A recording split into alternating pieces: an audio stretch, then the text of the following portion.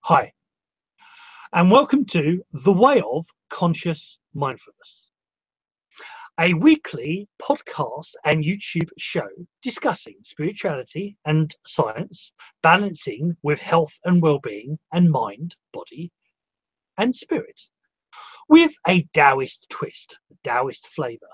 The Tao means the way, the path, the balance. Now, surprise, surprise, we are not the normal talk show.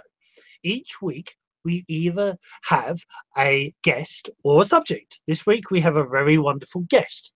And our aim is to have an open discussion to help us all find new skills, new techniques to balance our very own personal Tao or way. Now, this week, at this moment in time, it's a mono versus mono. Well, not versus, mono and mono. It is just me and the wonderful guest. There is rumours, vicious rumours or not, that the other co's may appear instantly and instantaneously. I've got my tongue wrapped around my teeth today. They may just appear out of the blue, and if they do, we'll say hello to them and greet them and whatnot. But for now, it's just simple old me. Well, I may be simple. It's just me. But anyway, I digress. So tonight's show has, well, as I said, a very wonderful guest. The topics I sort of threw out there just to get people intrigued, get people, pondering. So it's dance, numerology, and psychic channeling. But I know she is much more than that, and we will discuss that. So it is the Way of Gina Batt. So good evening, Gina. Now you can turn your microphone on. Hopefully it is on. Good evening. It is on. I can hear you. So good evening. How are you, firstly? Very good, thank you. And you? Oh, I am well. I am of awesomeness, as one of my favorite. Well, I have otlично, which is Russian for excellent, or Wow. Awesomeness is quite cool as well. I like certain words. So yeah, they are the two words. Things are pretty cool. But anyway, I digress. So this is the show of yourself, the Way of Gina Batt. So Gina, Yes. What is your way? What is your Tao? Thank you for the question. Really good question. My way is I'm permission based. So whenever I'm working with someone or whatever I'm doing, I like to respect and I like to have fun and I like to be very passionate about what I do. Whether working with someone, whether experiencing something, I always like to have fun. I think life should be fun. What do you think? Yes, it is sort of my mission in life is that I definitely think that the Taoist concept is life, is to be like a child. So, children, toddlers especially, everything's a game, and everything, you're looking for the wonder and the beauty. And so I think there's too many excuses to be miserable. There's too many excuses for people to frown. Yes. Though technically there is the in body mechanics in anatomy, it takes less muscles for you to frown than it does to smile. So that, I think, is a sort of metaphor as well, is that people tend to be more negative because it's easier to be negative than to be positive. But I'm a little bit awkward, so therefore, if everybody else is going to be negative, I'm going to be the positive one. And I think you are too. I'm getting that feeling. Yes. I have a tendency to look at the silver lining. Mm-hmm. No matter what's going on in your life, if life is uncomfortable, you have to say to yourself, okay, if this is uncomfortable, where do I need to go? What do I need to do? What do I need to be doing to change the uncomfortable to comfortable? And usually, if you catch it early, it's not that big a deal. It can be something quite simple, as I'm looking in the right direction or the wrong direction. So change direction. I will always share with everyone, friends, family, clients. I love what I do, and I'm blessed that I can do what I love virtually every day. And yeah, that is. I mean, we hear this a lot, or like you start going down the awakening path, what you want to call it. But if you start seeing the more positive messages, and people say, some of the great psychologists and the great philosophers of the 60s and 70s talked about finding your bliss, and that's the the Buddhist and the Daoist talk very much about finding the thing that you're passionate about, and then doing it full time. And that's, I mean, maybe it depends what your bliss is. It's maybe not necessarily the most easiest thing to do in the world, but I think it's the most rewarding, and I think I very much firmly believe in a viewpoint of the law of attraction, which is what you focus on grows. We live in a society with media that loves to focus on negative, because negative tends to sell. Bad news sells. I've got friends in the paper industry, and they know, it's been, but they say this, but it's what they've been taught as well. Bad news sells because they say it sells. And people look for the negative because, it's the easier path to go to. But, but when you were a toddler, you were far more wanting to do fun things and be silly, than be sensible. Is that, we're a toddler, I can go and pull a funny face or just, and they start laughing. It's you get up to 10, 11, 12, or teenagers or adults that sort of look, and like, because they've been fixated on this viewpoint that it must be serious, that the world, and that's the viewpoint we push, is that an adult is serious, and serious fun, or I'll give up child, in certain points. Well, in certain translations of the Bible, it says about when you're a child, you be like a child and act like a child. But when you're an adult, you put away childish things. Apparently, the Hebrew, it does not actually say that. It doesn't actually say that. It says that, and with the Daoist version, it says that you should always be childlike, but as an adult, you take the responsibility for your actions as well. So, if something goes wrong, it's you're responsible. Right. Or, either way, you're responsible for it. So it's taking responsibility, but it doesn't tell you to stop having fun.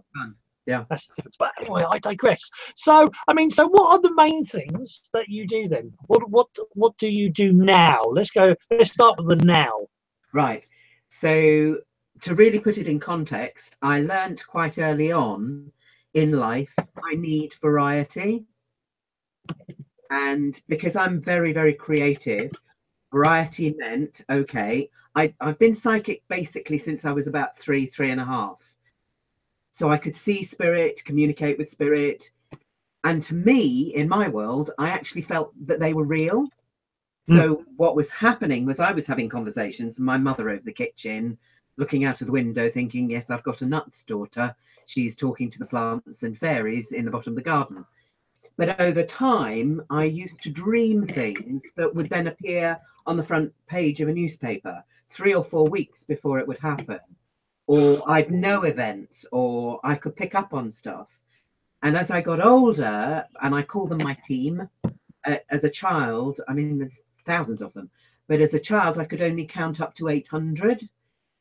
So I said they're my 800. But who shows up when and where, it's various all the time. But when I was around 20, they shared with me that I needed to ask permission before I read for somebody. And explaining that, well, you wouldn't just break into somebody's home and nose around their things. And it's the same thing, because everything in the universe is energy, and everything that we do is energy. So from way back then to now, the readings that I do, I usually start with a channeling before I've met the person, know anything about them. And I prefer to know nothing, because then it's clean. I'm just literally the information that I'm downloading. I sit and I write about 4 pages, and then either by phone, Skype, or in person, I will then do the reading. Now, I also trained in theatre performance, and I love to bring the best out of people. And as an actress, singer, dancer, when I see someone who's not confident, I want to go and help and work out, okay, so how can you not love getting up there and doing what you do? People who are not connected to their passion, as you just spoke about, I will then sit and say, okay, go on then. What are you passionate about? What do you love to do in your spare time? Let's see how we can link that with your life and make that happen for you now. So I work as a performance coach as well for dancers. At the age of 50, I took up ballroom and Latin dancing, and I was ballet trained. Sort of like my body's going, what on earth are you doing to me? But I loved it because it's a physical expression of emotion that you can just shine in. And I think all forms of dance are like that. It's the ability to release your feelings, your thoughts through movement. And it can be really entertaining, really fun, very emotive as well. So I do that currently at the moment. Cool. And I used to do animal portraits. And I'm now doing some artwork for a children's character called Mahatabel, the world of Mahatabel. So from doing the occasional portrait of a dog, I'm now churning out between 8 and 10 pieces of artwork for this new series of books that a friend of mine's doing. So right now and earlier today, I was doing coaching. Nice. In fact, just prior to this call was coaching. And again, it's about someone who got stuck in their life and the joy of helping them find their way to their joy, their bliss, their happiness, the things that would excite them in life. My belief system, the way I like to live life, is I like to wake up in the morning and I like to think, ooh, what special day are we going to have today? And I can walk out of my front door and say, okay, I wonder if I'm going to meet a new best friend today. Because you never know. I will walk down the street, and if someone's got a miserable look on their face, and I did this on stage once with an actor who, I don't know, if I do it to camera, it'll make sense. So if you're talking to someone and they do that to you, it's really off-putting because they're not looking you in the eye. And what I will do, if someone's walking down the street and they really do look miserable, I have a tendency to duck round and down in front of them so that I can catch their eye. And I just smile and say, hi, have a good day, and off I go. And there's a double take that occurs, and one of two usually happens. One is a double take that they look at you and they think I'm nuts, but then they smile because it was a nice thing to do. And the grumpy moles that want to stay grumpy moles will go, yes, whatever, and down goes the head and back into their world of whatever. Yeah, because although it may not be a world I want to jump into, they seem to be very happy in there. But if they want help, then obviously that's what I will do. So that's kind of what I'm doing now, if that answers that question. Yeah, it does. It does. That's awesome. Okay. Right, I'm getting a little bit of feedback. So you obviously just turned up your microphone just a little bit, or turn your microphone when you stop talking. If you turn your microphone off, then they won't get the feedback. Either or. But as long as you can hear me still. So okay, that's really cool. I mean, this thing is interesting. There are more and more people appearing. There's what a sort of happiness coach I know. Her fan page is called Namu. So it's Natalie, and it's Namu is her thing. But she's very much into it's about the positivity, making people smile and making that. And I know people who make it a game. It is that sort of game. Like you say, catching their attention. It is interesting to find that.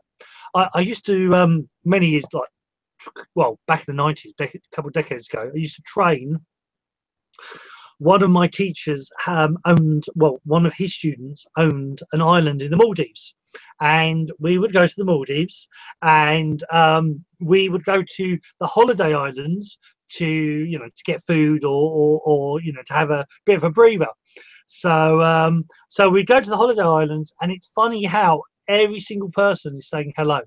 Everybody smiles when you're on holiday. I mean, you still sort of get it. So it's interesting now that you go to some places, especially if they're lots of certain type of people.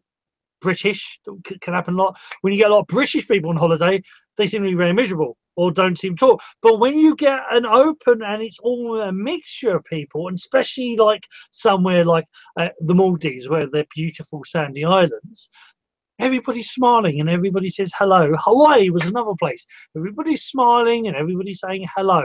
And then you bring that back to here and you smile and say hello. And in certain areas, people think you're a madman or woman. And it is that interesting thing. Now, I want to reel that back a bit as well, because is like you said, as a child, like you were speaking to the spirits, the guides, the angels down the bottom of your garden. And I've always found, when my daughter is now 15 years old, but when me and my partner, well, actually, even before we had a child, we talked about this thing of, like, when children speak to, with my hand, imaginary friends, is that I've always say, and what I was taught, because in China, this is where in the West, should we talk to imaginary friends? Oh, you're 5 now, or you're 6, or you're 7 now. Should we talk to imaginary friends? You'll get, people will think you're crazy, and it's like, why are you pushing that philosophy? Again, this weird thing in China, and in certain cultures, is that they're seen as, no, they're talking to the spirits. In American Indian culture, the same thing, is that it's encouraged. It's not frowned upon, and it's just accepted. It's accepted as those, just because we call them imaginary friends. It's actually, when you're younger, you're still tuned to those abilities, and it's only the ability. Well, it's the only. What is it? The only. Because of the pathway of becoming an adult, this Western adult version being pushed on you, that you lose these natural talents, these natural abilities. Technically, everybody can ice skate to a certain degree. Everybody can sing to a certain degree. Some people are going to be awesome. Some people are not going to be awesome, but you can still do it. Everything is a technique. Psychic abilities are no different. They are techniques, and it's only about encouraging those techniques. Now, the interesting thing in Daoism and in different countries I went to, they talk about the ancient ones, and this ancient civilization was even said to be pre-Atlantis. They talk about the ancient ones, and the ancient ones say, and what was known in Daoism and certain other cultures as the secret knowledge to men Ren, is that we're all immortal. We started off at the beginning of the universe, we go all the way to the end of the universe, and we live and die over and over and over again. And the reason I bring that bit up is that your talents, the things that you're talented about, or the things you're passionate about, is said to be things from another lifetime. Is that so from another lifetime you had spent a lot of time building up that ability, that knowledge, and then when you, in this lifetime, you pick it up really quickly because you've already learnt it. So it's, yeah, so there's that thing about, like natural talents, and so what your talents for me are past life skills that you gain from something else, and the ability to communicate with everything. As you say, well, quantum physics, Einstein himself, everything is energy, and energy, energy cannot be destroyed, it can only be transferred. What's inside here, what's inside you, that consciousness, as I prefer, so if you want to say soul, but soul means, the actual word means body and breath. You're beyond that. So your consciousness is energy. And therefore, if it can't be destroyed, that means it goes somewhere. When this vessel is no longer, it's gone past its sell by date, then it means you go on to something else, and that's the whole point. But anyway, I digress. So so that's it. So that's interesting. So I mean, so with your clients, how do you go about this? You know, like I know you said about, you know, you channel beforehand for me that we downloading information. But is there any other techniques, or, you know, what else do you do? I teach the stuff. Basically, because it is different for everyone. I'm actually a clairsentient. And as a child, I started seeing and hearing and feeling. But as I grew up, it's the feeling 3-dimensionally internally. Yes. So yes. So does that yeah. Would you like to explain that just a little bit more? I mean, I will put because I'm pretty I get that fully, but would you like to explain, you know, what does clairsentient mean? It means feeling. It means, have you ever seen the film Predator? Yes. Arnold Schwarzenegger? Right. Remember when the beast, the predator, actually is invisible, but you can see a distortion of shadow in the background? I feel that internally with words, with thoughts, with feelings, and with pictures. So I don't see a picture, I don't hear the words, I feel them in a 3-dimensional way. And for a lot of people that are opening up, and more people are being opened to the psychic ability, the ability to tap into energy and sense its message, because sometimes it won't just be a straightforward few words. It could be a feeling about something, an anticipation, or a fear that comes up. And rather than own it yourself, I will then say, okay, is this yours, or is this connected to somebody else? Is this something that you're being given a global message, or is it an independent message, something that's specifically for you, either for you yourself and your little group around you, your world, or is it someone who's about to come into your world where the message is for them? Now, the first thing I teach is about permission. Please, please, please ask, because anyone you want to work with, you want them to be open and receptive to allow you to tap into the vibration that comes from them, which is basically what we, as in my belief system, my world, the way I've grown up with it and my team have taught me, is you are picking up on the energy surrounding the person you're reading for. And with respect, you want access, as much access to that, in a willing, open, honest, truthful way. So by asking for permission first, the walls come down. And it gives you a greater sensitivity to information to share with them. So does that sort of answer your question? Yeah. I mean, well, I'll go on to that bit first. So yeah, very much.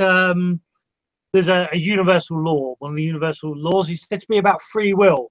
Is the whole thing of free will is that all beings have free will, and there's a thing in Taoism, especially, not just especially, but in Taoism, there is this thing is that, you know, you can. Everything is your Sifu, and everything is information. So you can see the information of somebody, but if they're not open to it, if they're not willing to receive it, then there's no point. Yeah. You know, in Reiki with Master Sensei Usi, or Master Usi, as some people say, you know, he did this thing of, there's a great story where well, that goes on to a little bit of something else, but it's a great story of that he was healing these people for nothing, and he would heal them and set them up and sort them out, these homeless people, and then he did this for many years, and then a year or 6 months to a year or two later, he'd see them come back.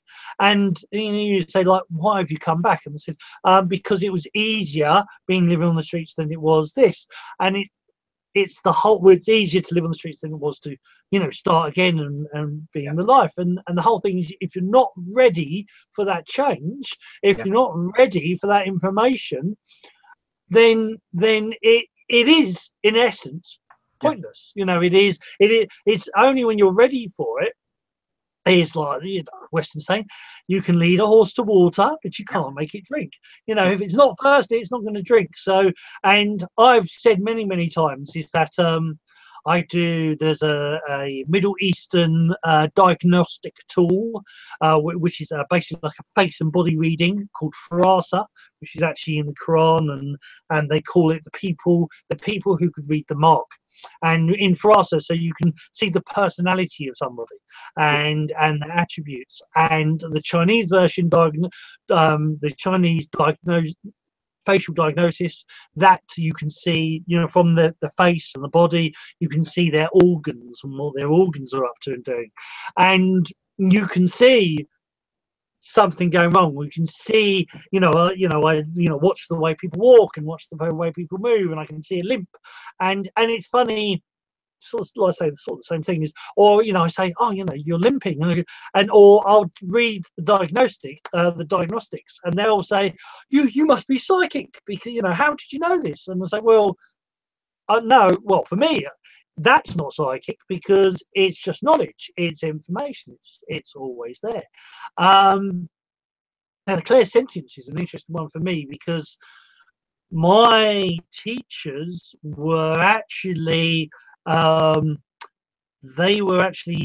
used in private businesses, and also used by the military, they trained empaths, they trained for remote viewing, they trained sentient auditors was one of the names for it. So it's basically and so they taught people, because technically in the Daoist philosophy, the Eastern philosophy, these are all skills. Anybody can learn them. How good, how talented you will be is a whole past life thing to a certain degree, and also how much effort and emotion you put into it. If you really enjoy something, you'll progress. If you don't enjoy it, you won't progress as much. So they taught all these different skills, and I do one sort of clairsentience. Well, I definitely am an empath to a certain degree, but I'll look at an image. Say if I'm using it for healing, I can look at you, or I'm looking at myself, and then I'll look away. And when I look away, that image is in my head, and like you say, it's a 3D representation. Like somebody says a chair, I've got 10,000 chairs in my head. Narrow it down. What does the chair look like? And as they start to make more and more description, it narrows down more and more. And this has always been like how I learn, and how, is one of the things I always say is, like, people, I'm not a great technical guy, but if people are trying to do things on the computer, if I can't see it, I struggle. I need to be able to visually see it, and then I can take it in my head and go, okay, right, let's spin it around, let's turn it around, let's figure it out. So yeah, I would say I'm I was a sentient auditor was I partly trained as, and an empath, empath counselor. It was they used certain words because in business, or they used it a probability. It was a probability counselor. So rather than call them empaths, they called it was about probability. So you'll say this, and this, so the probable outcome will be this, or this. So it's the same with the psychics. They would call them in certain businesses, in the FT 100 businesses, they use psychics in certain things, in certain situations, and empaths, but they just call them a different name. So it doesn't scare the muggles. The muggles do not be afraid. So they are not a psychic, they are a probability expert. So what does that mean? It means they're psychic. But I didn't say that. Absolutely. Or intuitive, they use that a lot. Yeah, indeed. My fascination with a couple of clients I have in foreign countries, with languages I've never understood, never been able to read. You probably would have done, being part Russian, but I get information in Russian, Arabic, Chinese, various other languages, and literally just thrown at me, what's wrong with this? And because everything is energy, again, it's tapping into that and just going, okay, what's wrong here? For some reason, my team tend to be very, very good with numbers. And for big business, obviously, talking much bigger numbers. But being able to just scan a document and say there's a misspelling or there's a misunderstanding with interpretation is what it was usually about. But being able to, which it's fun, because to me, I'm going, oh yes, well, this is just a game, really, and circling things, sending it back and saying, oh, third line, fourth sentence, there's something wrong there, it's a misunderstood, it needs to be rewritten in a different way. And usually I'd have an explanation from what I was channeling. It should be 100% accurate every single time, but in a language I had no way of knowing.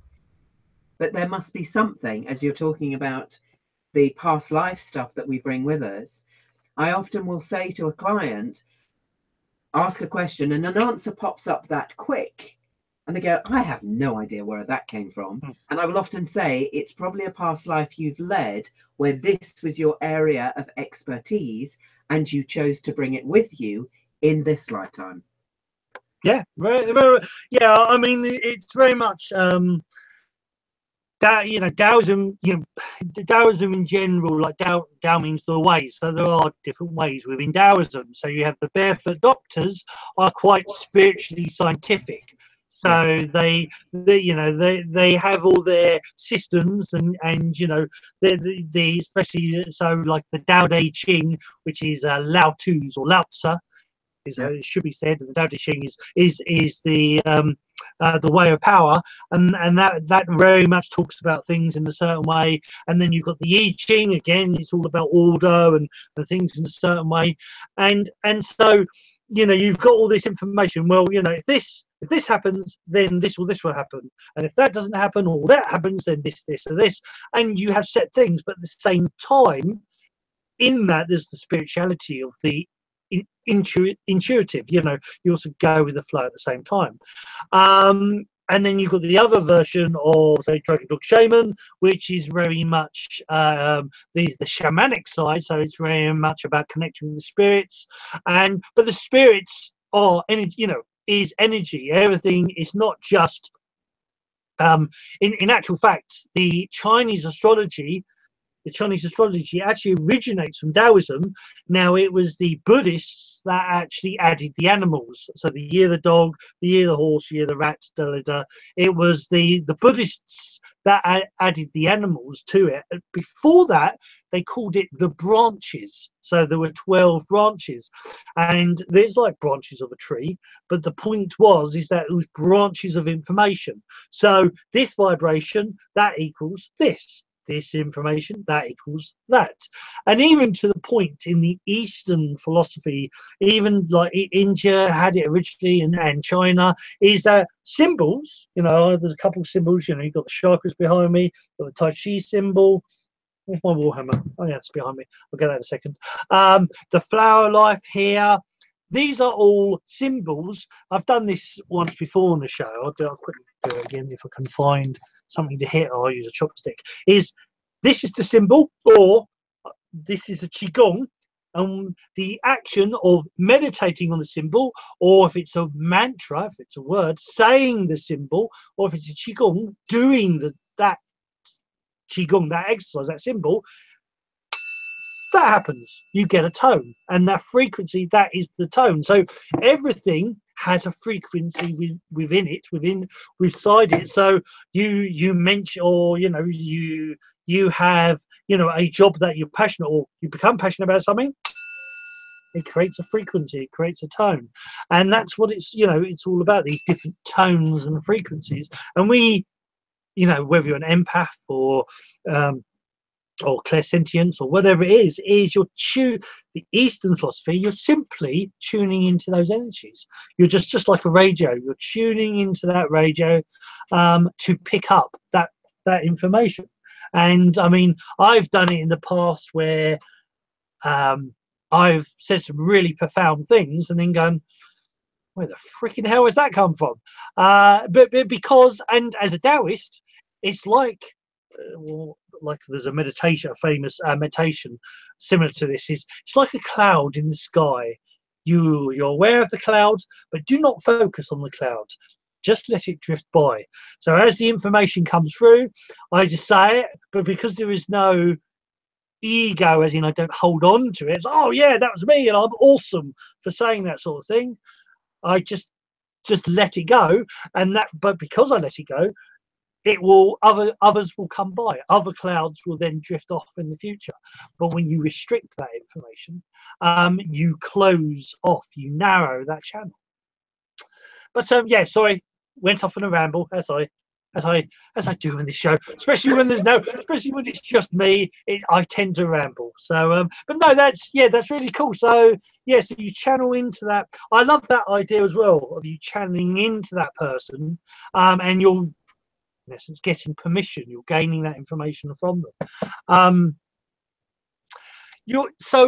Your guides, so like you say, so you have many guides. I always, you said 800. Well, originally when you was a child, it said 800. I take it it's infinite. In Yes. actual fact, The easiest so way. Sorry. oh, well, all I was going to ask, so I mean, a lot of people I know, that it's not, you're more like you're more like like the Daoist ones, because they tend to do this, especially like the Dragon Lord Shaman tend to have. There's a poem, or in the Dao De Ching, they talk about the energies of the universe. First you have the 0, then you have the 1, then you have the 2, then you have the 3, which is the Tai Chi symbol, then you have the 4, the 5, the 6, the 7, the 8, and you get more and more until eventually it becomes the 10,000 things. And the 10,000 things is everything. So my thing was that normally people have just 1 or 2 channels. What happened? What went wrong? Or more importantly, what went right? What do you is there an indication why you have as many as you do, or is it just accepted? Or I went through a lot of trauma through early childhood, and the way my team explain it to me, because I have very few memories of my childhood, very few, and unless I see a photograph, I can't remember it. And because of whatever I know what went on, but because of that, my team used to take me up with them, so that my spirit, connecting still the cord of life, I was still connected to the body, but my consciousness wasn't. And because I got to know them so well, they shared more of themselves with me.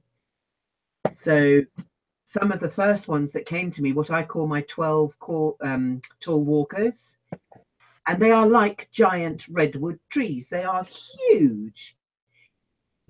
And the story they gave me, which I still believe to this day, is they were the originals to walk this earth and to walk the planes and set the way things were on the earth plane, which is fine. I'm happy to believe that and what have you. Then I would get Indian runners, then I'd get animals, then I'd get groups of different beings, some of them recognizable as our history, some like Palladians and various other groups out there, and they just share information with me. And the easiest way, because I had to learn an on-off switch up until the age of about 15, everywhere I went I was just bombarded with information and I couldn't cope with it.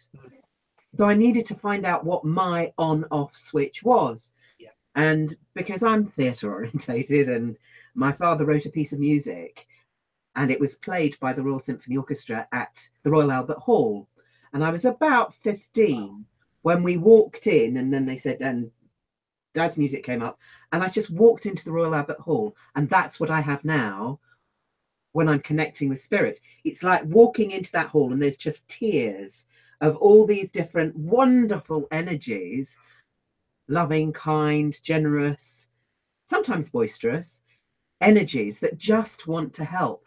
And I have like a gold circle, and when I cross that circle, there's either a fire there with blue flames, or there's a white light there, and it's just like, oh hi, you come to the party? Yes, I need a bit of help, please, I'm doing it. And it's just information that is then shared with me, and then massive gratitude, thank you so much. And then I step out and I'm back out in my normal world.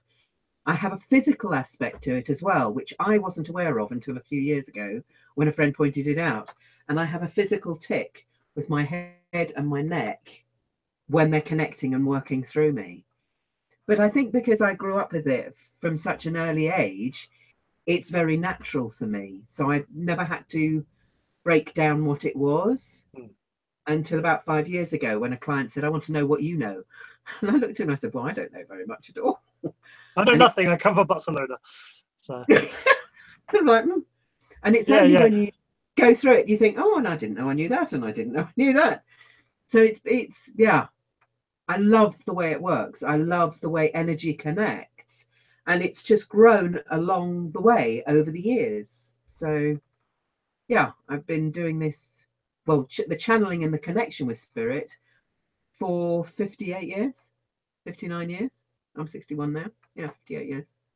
So it is the norm. I don't know not having chatter in my head, if that makes sense. Yeah. I understand that. I mean, yeah, that is this. Well, you know, when people do open up, when they have that first realization, it is like it is a flood. It is a flood because when we have trained people, and doing certain things, and you open people up to energy or spirit or whatever terminology you want to use, and you see that flood of information come in, you see that, they like pull back and, oh my god, and it's the first thing, once you've opened it, ironically enough, once you've opened it, the first thing you need to learn is to get them how to ease it down, how to turn down the volume and not have it overwhelm you, how to mute it if need be. And that's and I like the way you said that, was this thing of also finding your way.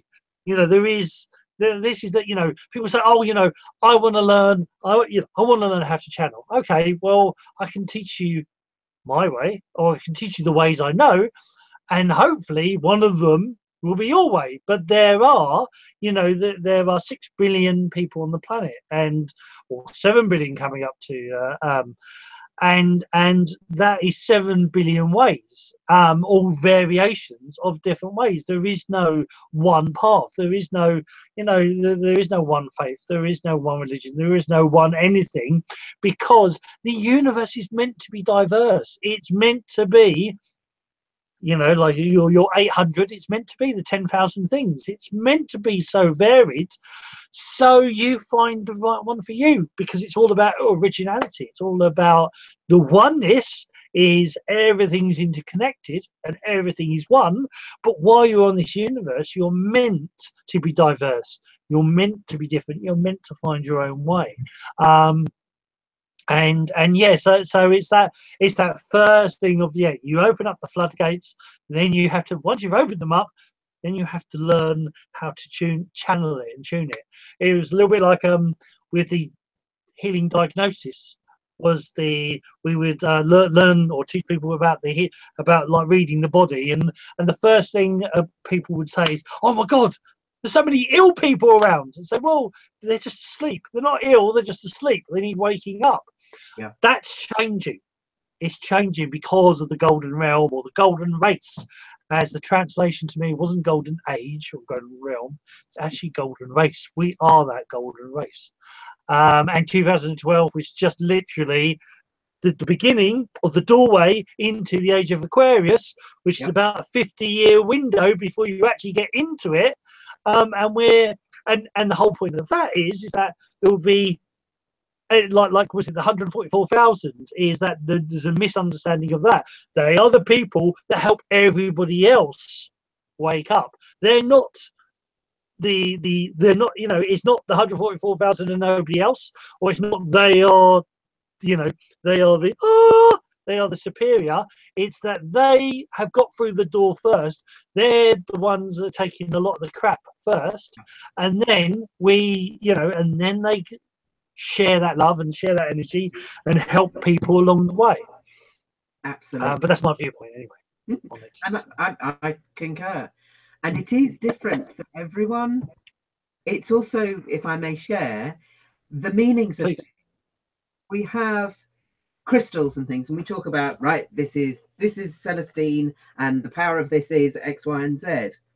But what I've learned over the years is for each individual person, the energy connected to that stone, that crystal, whatever, may have a slightly different meaning or translation for them as they work with energy. Yeah. So it's allowing a freedom of expression within the emotion that's shared. Yeah. You know, I mean, I used to be a chef, and like the chef way of saying it is you know, is like, you know, not everybody likes strawberries. A more interesting thing, not only does not everybody like strawberries, so some people will like strawberries and some people won't, but Yeah. not everybody strawberries have the same taste. Yeah. Some people think strawberries taste more sweet. Some people think they taste more bitter. Some people, and like, you taste the same strawberry, and no, that's definitely sweet to me, but there's no, I taste bitter. So a crystal in the hands of one person will resonate and do one thing, and the crystal in the hands of another will do something else. Yeah.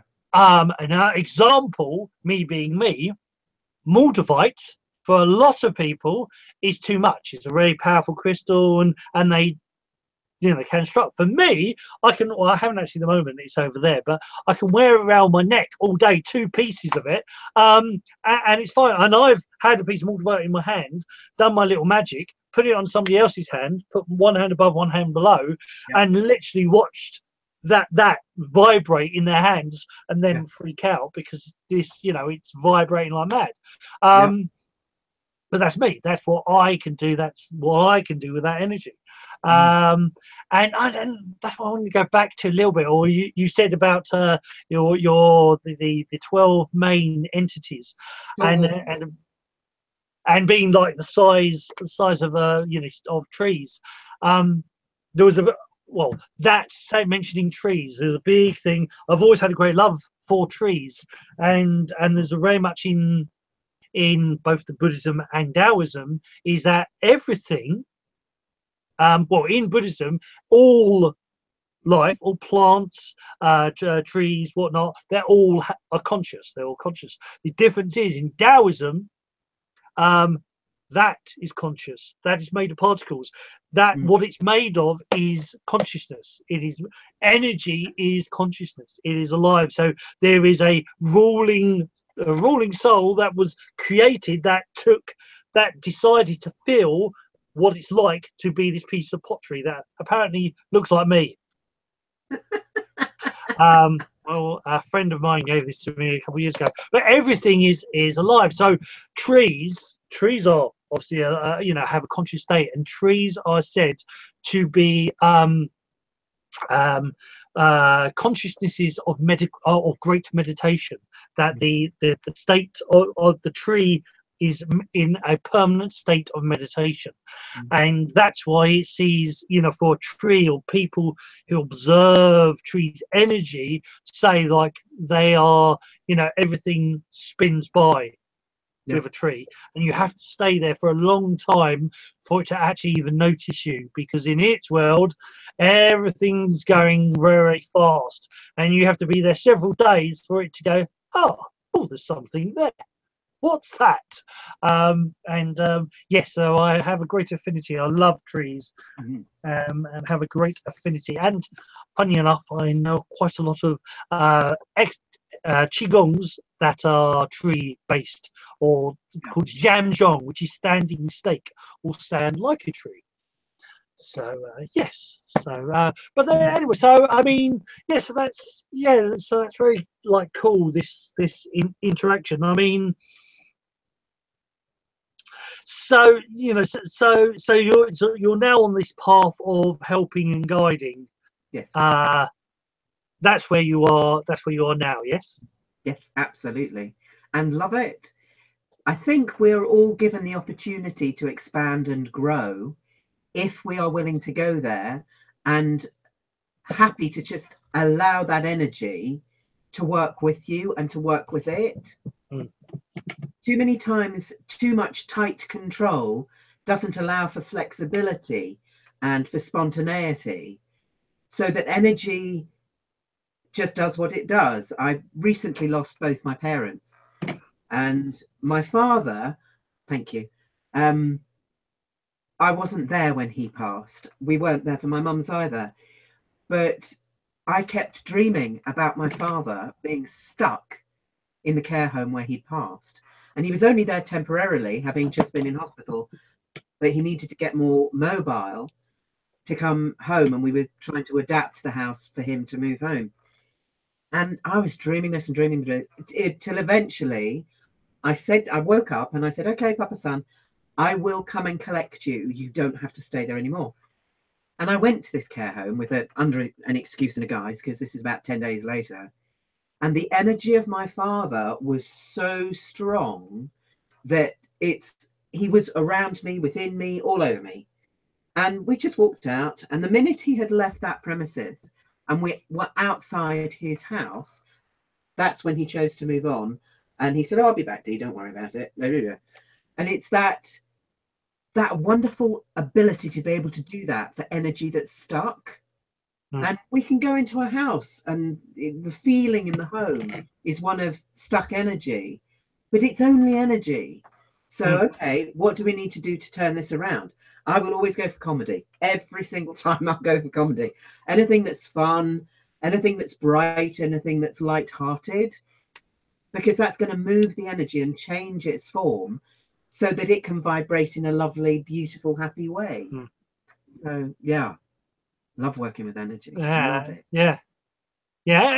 And again, I find it interesting how, I mean, obviously I've been using the word energy, but it's interesting. I get that, you see, everything, as you first said, everything is in it, rather than it's spirits and seeing things as entities. It's like even in the spirit realm, the spirit world it's just a layer upon another layer upon another layer, and the whole point is they choose that realm, or they choose that character, or they choose that image because you'll recognize it. You'll recognize it as, oh, it's your Uncle Bert, or you'll recognize it as Kuan Yin, or whatever. They choose that frequency because it is recognizable. That's the frequency they want to be seen at, which has always been interesting for me, because I don't see people, I always see energy. I always, because I've had, in the past, the people try to sort of go me through, channel, and say, what do you see? I just see, I see energy. And of course, for certain people, they don't get that actually, well, you're just seeing it in a different form, another form of they say, that's obviously, you're obviously not fine tuning. So I don't need to fine tune. I don't need to see that person is like other people who, like my best friend from martial arts, died of leukemia back in 1995, and him, I've always see him as energy. Other people actually see his physical form, or that's the form they've come to, because that person recognizes his form. I was obviously with the clear sentience as well. I see energy, or I feel. I sort of see, but it's more of a feel, which you described that beautifully. And it is this thing of I see it more in an energetic form.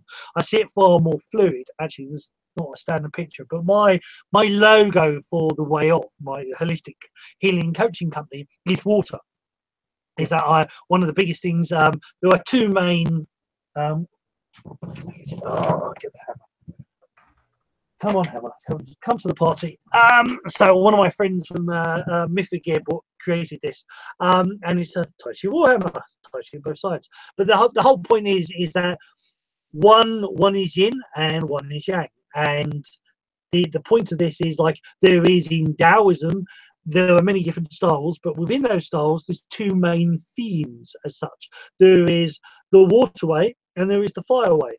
The fire way tends to be more dynamic tension and tends to be more about using fire. So the Kundalini would be the fire way.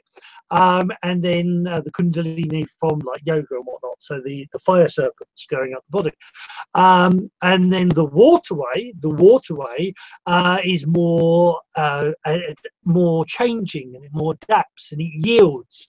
And the waterway is the water that goes up, or the energy that goes up the thrusting channel, which is from the top of the head in the eastern, well, the original traditionally in the eastern system.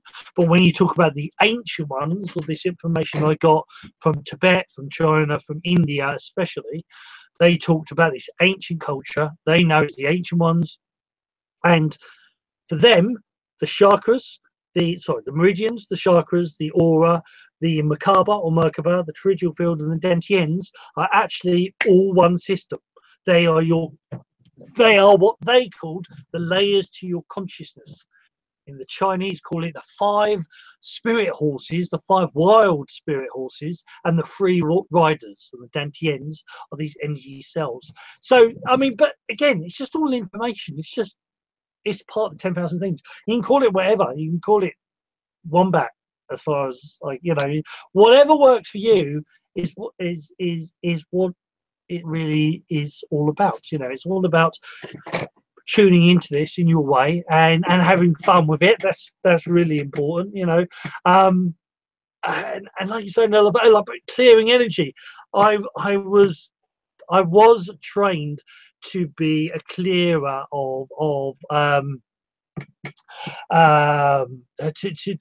to be able to remove negative energies, but I do it in a way. Well, but I've been to some of the most haunted houses in England, and I went to the most haunted place in Russia, which was a former like prison. And they thought, oh, there's always negative energy here. It's all, you know, it's always throwing stuff about. And I walk in there, tumbleweeds, nothing, not even tumbleweeds. Even the tumbleweeds are too scared to go past. And you know, it's like, oh, I don't understand. You know, normally, you know, it's always, and it's like, because the light, you know, because I'm, you know, like I say, I like yourself, bringing that humor, just bringing the love and light, and you know, aim is to make people smile. And yeah, the darkness always retracts from the light. It either retracts from it or it gets absorbed by it, and it goes, you know, and it, you know, finds the light, and that's the point. So it's this thing of love and fear. You know, focus on the love, focus on the love, focus on the laughter, focus on the light. It's all good. I have found when asked to clear spirits, because they think they're negative, the anger, and that can happen if the energy of the person that's gone, they've left anger behind them. The way I like to work with that, if it's specific energy they want cleared, first question I ask is, how can I help you to that energy that's still lingering there? And there was a property I cleared up north. Oh, this is going back quite a long time ago. And I was given an envelope that I had to put my hand on. And I said, okay, so the problem's in the basement. That's where the worst one is. But there are quite a few still there. Not sure what that was to do with. And he said, how can you do that? You haven't even opened the envelope yet. And I said, it's all energy. Everything's energy. So I'm just asking, where is the energy? What help does it need? So went up with a small team of us to this place. And extraordinary things happened, like the torch lights would go out, the electric lights would blow. We take the bulb, try changing the bulb, that didn't work. And I said, there's one energy, and it really highlights how people don't understand energy. They built a breeze block wall to try and stop the negative energy permeating the rest of the house, which, God bless it, some things at that time, because the person I was working with didn't own the property, my team said it's not my right to remove the big one. But the others that were there, and I said there's a lot of people who've been kept kidnapped and held here, and they went very, very quickly. And the difference, as you say, the dark energy retracting from light, the room which is in the basement, so we had no light there. The extraordinary thing was, as we just, and all I do is say, how can I help you? Woof, off they go. Lovely. Back into the light. From a room that had no light, you could suddenly see the whole space. So energy can have such a a solid appearing substance to it. But again, it's coming in with that purity of love and just wanting to help. Stuck energy is stuck energy. It needs a little bit of help and encouragement. And as you said, quite rightly so, it's the light, the love, the joy, the happiness that changes and transmutes it into something positive and loving. Because it's just high vibration. The difference between this and light is that is a slower vibration. Light is a higher vibration. A smile radiating across is a higher vibration to the light, and so on and so forth. Everything here we go again. Everything is a play of yin yang. Just one thing is more dense than the other, or one thing's more lighter than the other. And what this symbol is actually also indicating is that when something goes to an extreme, sooner or later it has to start to retract. In the day, sooner or later, after the sun goes past midday, the afternoon, the evening slowly creeps in until it's all night, and then you get to the middle of the night, and then the dawn starts to creep in, and so on and so forth. And the universe is complementary opposites. One thing phases from the one to the other. It's us as beings, especially human beings, that have sort of tried to force onto reality this opposing opposites. Things are this or they're that. They're right or they're wrong. Person's angry because things are bottled up inside. Let them, like you say, how can I help you? And suddenly, whoosh, it all floods out. It all dissolves, and that's the point. But like a dog, the whole point with animals, especially, and dogs are very good at this. In a way of, if you show fear, it reacts by going, whoa, whoa, whoa, woof, woof, woof. What's scary? What's scary? Why are you scared? Why are you scared? Well, should I be scared? And they'll be aggressive, or they'll be barking back because they can feel they're sentient. They can feel your emotions. But if you flip that and go, oh, hello, and go all silly, and they go, oh, okay, cool, and get distracted, and entities are no different. They're just energy. You match that with an opposing energy, and that opposing energy will bash against it. But you bring something softer, then that energy will have to go around it or through it and be dissolved by it. This is, there's an interesting thing for me. In the Daoist concept of spirituality, the Daoist belief of this is that they don't believe in shields, they believe in filters. And what I mean by that is like people talk about putting a shield up to protect you. And they say, like in war, the problem with a shield is like you could have the strongest shield in the world that protects you, but that shield is also a target. Everything from all around can see you. So when you create this shield, firstly they can all see you, and also a shield's a little bit of a challenge. When somebody creates this big, I'm big and strong and powerful, there'll be other big, strong, powerful people that will come along and try to take you on. But when you sort of have a filter, and the filter just will only allow positivity in, you filter and you say, I only allow love and light, then anything that's not love and light just gets bounced off. It just goes round, and it's just like having a filter on your water, or having a pipe with a filter. All the clean water would go straight through. All the dirty water would keep flowing and keep going past.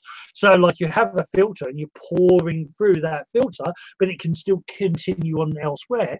Then only the good stuff comes through. And so that's what I teach, is when it comes to energy wise or psychic wise, I always teach about filters rather than shields. A little bit like people talk about ego. Can't destroy ego. Ego is you. Everything is you.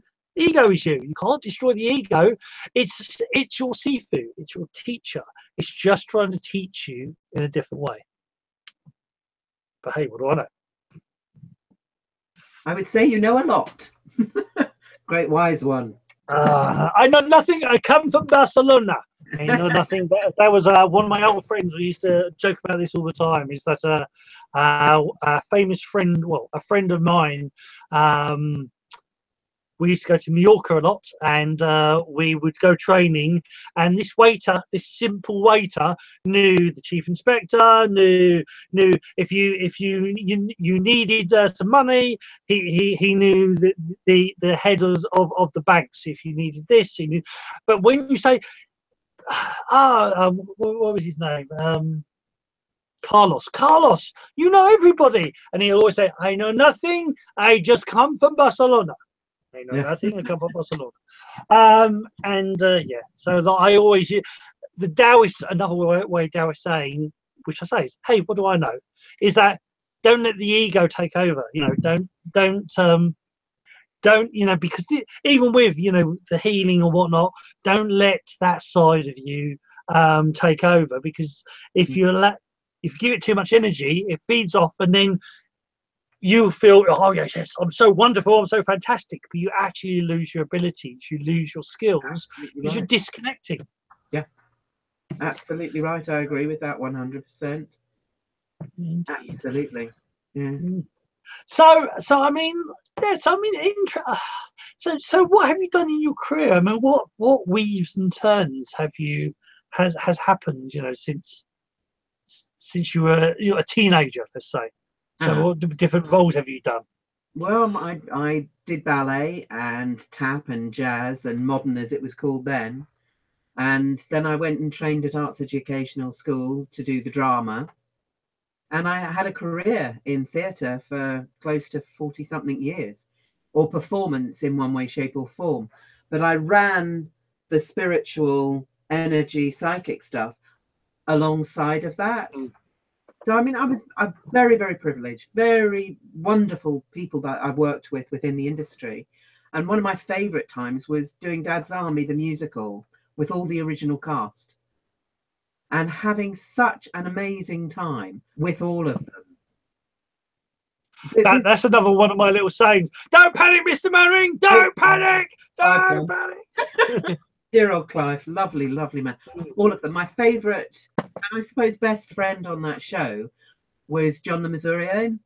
Yeah. And for 2 hours prior to every show, and we were on tour for nearly a year, I would sit with him in his dressing room listening to Ella Fitzgerald. The same 3 albums for nearly a year, Ella Fitzgerald. And at the end of the tour, he came up to me and said, Gina, you have been so good listening to this music with me every day. And he signed them and gave them to me, which was something I've always treasured. But he was someone, the character he played is exactly who he was, Wilson. We'd be in the middle of a conversation, whether we were out having something to eat, whether we were walking, doing something, and he'd start one conversation and then he's off on a completely different tangent about something else. Absolutely wonderful, wonderful man. They all were. We even had Arnold Ridley. And when we were in Brighton, Arnold would walk from Hove along the seafront to come and do the show when we were at the Theatre Royal. Quite extraordinary. Lovely man. Lovely people, all of them. We had a great time. And from there, I just did lots of different shows, summer season. Panto was my favourite. Playing fairy. Get to be totally over the top and funny. What's not great about that? Indeed. So did 17 fairies. So for me, that was wonderful, and lots of other bits and pieces. And then I discovered that I loved choreographing and doing fashion shows. And that started in Wimbledon. A local shop, Valentina's, and I happened to be in there with my mother one day, and I saw they were doing a fashion show, and I just simply asked the question, have you got someone to choreograph it? And I can remember as she looked at me and she went, what's that? And I said, well, someone to organize the models and do the music, and that took off for about 12 years. I loved that. So I think knowing, I suppose this is the one thing I want to share with everyone. Know what you love to do and find a way that you can get to do it. Even if it's short term, find a way that you can get in there, give it a go. If you like it, somehow build it into your life, because that is so uplifting for the heart. It just gives you the zest of life, I think. But we've gone back almost a circle, gone back to it's finding that passion. yeah, but we live in a society that poo-poo that, you know, oh, you know, you can't make a living out of it, you know, wherever it is, they'll always say, well, you can't make a living out of that, you know, that's not feasible. There's an interesting Chinese and Daoist samurai and Shaolin saying, which is everything you learn enhances everything else you do. So like say you've you know, like a bit like Marilyn, you've led and leading still a very varied life, and like that's freaking awesome. That really is really cool, because you know you're living your adventure, you know, whatever you and the bliss is part of that. Bliss is not just doing what you love, but also finding different ways of doing what you love and finding new things that you also love or now love, and sort of like doing them too. Yeah, you know, so well, if I had one on, hats off to you. You know, it's very cool. And yeah, that is, I think, you know, if anybody teach any.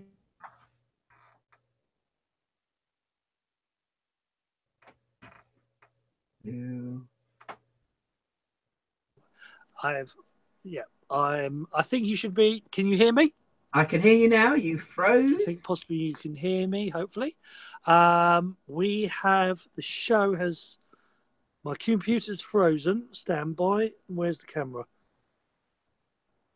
Yeah, there I am. Here I am. How do you do? Can you still see me? Oh, yes, I can. Cool. Awesome. So, yes. Yes, we've had a few technical difficulties. The show, well, sorry, my computer has frozen. Right. Hopefully we are still live. I think yes, the yellow little box says we are still live, so that is good. So yes, I'm gonna have to do it a slightly different way now, but anyway, it's all good. So yeah, it's finding your passion, whatever it is, whatever you enjoy. Find ways to do it. You know, find ways to, you know, just start it off as something small and build it up, and you know, just trust us. You know, trust this lady, trust me. You will go on some interesting journeys. Yes. You will definitely go on some interesting journeys. And that is what life is about. Journeys of self-discovery, journeys of understanding you more. And the more you understand you, the more harmony you will gain with the energy and essence of life and the planet we live on. And that's uplifting. That's something to really share and enjoy with others. Indeed. Love it. Oh, I'm just trying to see if I can get the computer back online. But anyway, so yeah, and yeah, follow those passions. So I mean, is there anything we haven't? No, yes, there is something we haven't covered yet. I remember seeing also about numerology. How does the numerology go into this? Numbers. I very often I don't understand them, but numbers, every time something major happens, there are numbers that are given to me. And this year that we're currently in, that's interesting. I'm not sure if you can still hear me or not. I'm still there. I'm just trying to. You're a little bit faint. I'm just trying to see if I can activate my camera. Activate my earphones. Stand by. Okay, no problem. Can you still see me? No, I've lost you. I've just got okay. Still, black and white still of you is what I have. Right, just give us a few seconds. So, and try that again. Can I then? Yes. So, right. So, I can hear you a lot better now. So let me just get back to the camera. And there we are. So we're back. Okay, cool. Okay. That's a very so numerology. Nice. Well, one of my friends calls this the Princess Leia look. That I put these on, and apparently I look like Princess Leia. But anyway, So you were saying about so yeah, numerology. Yes. Not taught, purely intuited and channeled. Each year I'm given what the year is going to resonate on, the numbers that will be active and working. So this year is a 1, 2017 is a 1. And with new beginnings come endings. Some endings happened for me this year that I really wasn't expecting. And that's okay, because it's preparation, because 2018 is an 11 and a 2. So the vibration of 11 is very much about intuition, about energy, about charisma, about the sensitivity. So that's going to elevate in everyone. And the level it will harmonize on is going to be about relationships, which is number 2. So 2018 has a lot of amazing gifts to offer. And then looking at your day number, which is your active number, and how that vibrates within the year and each day that you live. So numbers are very, very much about the energy that we hold and we carry. And sometimes when we get challenged, it's worth looking at, actually, okay, so is my challenge connected to a relationship? Is it connected to whatever it is? What do I need to do? Intuit, listen to. Because we're taught, unfortunately, by majority of society, don't listen to your gut, don't do this, don't do that. Yeah, please listen to your intuition, listen to your gut, and allow yourself to prove it right, rather than challenging it to try and prove it wrong. This coming year is all about that. It's all about trusting your intuition, growing with it, and building a relationship with your intuition, so it keeps you in a good, happy, safe place. Yeah, and that sounds good. That sounds awesome. Yeah, looking forward to that indeed. So yeah, so so for you, it's the numbers are more intuitive, and it's more about the feeling you know. So you don't necessarily, or do you look at somebody's date of birth and whatnot, or it's more about? Sometimes it'll resonate. Will resonate with them. Their day number is very much an active number.